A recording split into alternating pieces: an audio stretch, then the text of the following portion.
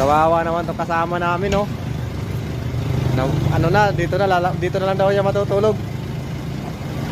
Wow, tutulog na dito sa kalsada.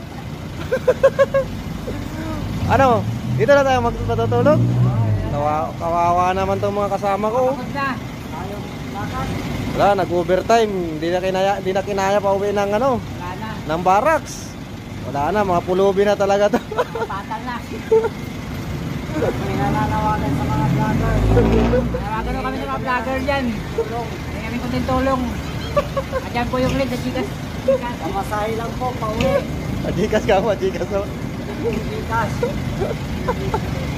Maawa na ho kayo. Pagkano, kahit dos lang ho, pwede. Pamasahe, pagkain. Tayo, yung ano, yung panawagan niyo yung mga asawa niyo. Panawagan ko sa mga asawa namin. Hindi na. Hindi kami magbabawas, nagdadagdag lang.